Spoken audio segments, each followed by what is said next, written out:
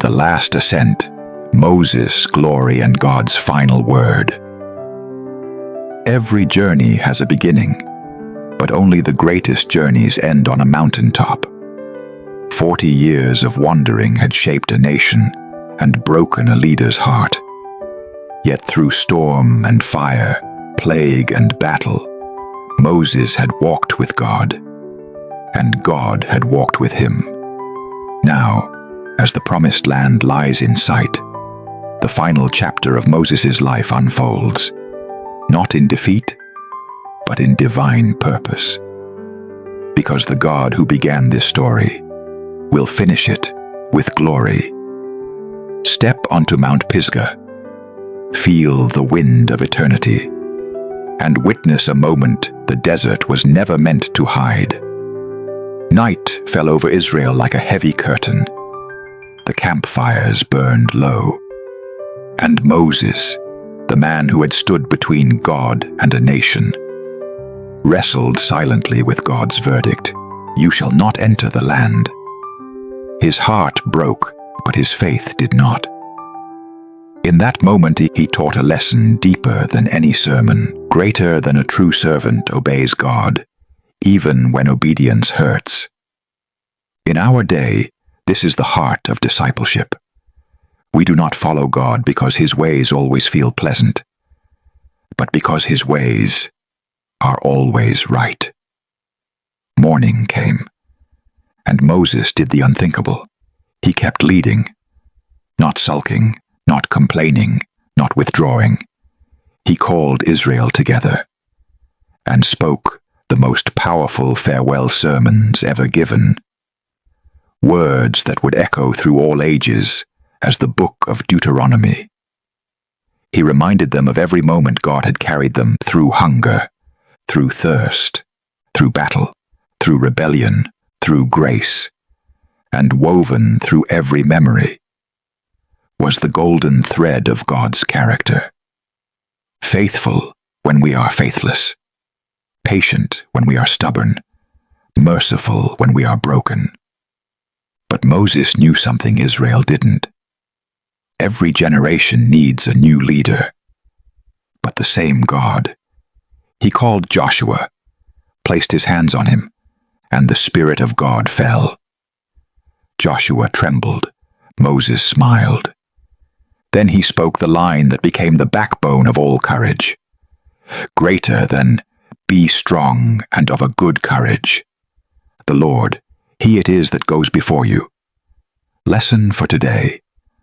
Leadership is not about the power we hold, but the presence we carry. Moses wasn't simply passing authority. He was passing God's presence. With his time almost gone, Moses spoke again, not as a commander, but as a father. He warned Israel of the dangers of pride, prosperity, forgetfulness, and compromise. He reminded them that righteousness brings life, but sin brings sorrow. Not because God is cruel, but because God is truthful. Every statute, every command, every strange instruction given in the wilderness was not punishment, but protection. The entire wilderness experience was God teaching Israel and us the most important lesson of life. We are safest when we walk in the way of the Lord. Even when the way seems strange, even when it feels hard, even when we do not understand. Moses paused, remembering the long years, the burning bush, the plagues, the Red Sea, manna on the ground, water from the rock, Amalek's sword, the golden calf, rebellion, serpents, grace, defeat, victory, and every tear shed in the tent of meeting. He remembered how many times he had wanted to quit, but God had held him. He remembered every failure, but also the God who forgives. He remembered the weight of leadership, but also the joy of knowing God face to face. And he realized the most profound truth. The greatest reward of obedience is not the promised land, but the presence of the promiser. Now the day came, a quiet morning, the camp still, only a soft breeze stirring the sand. God spoke gently.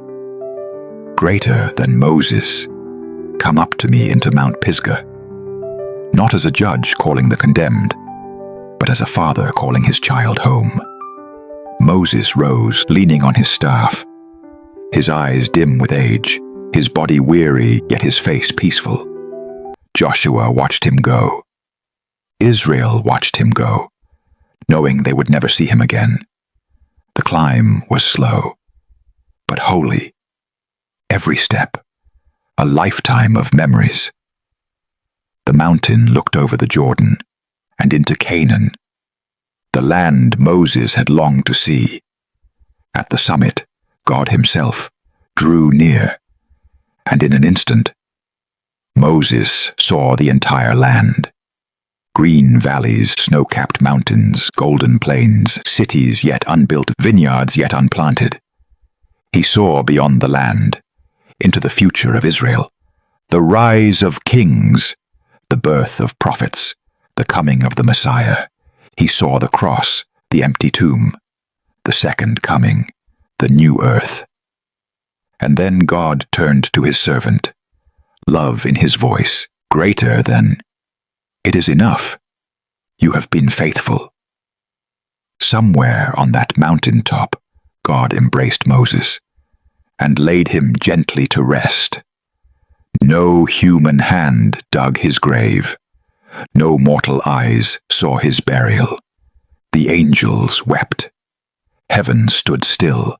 The greatest leader Israel ever knew had fallen asleep in God's arms. But death could not hold him. Days passed, maybe weeks. Then footsteps echoed on Pisgah. A glorious visitor descended, with shining hosts. The Prince of Life stood before Moses' grave. Satan protested, claiming Moses belonged to him because of one moment of failure.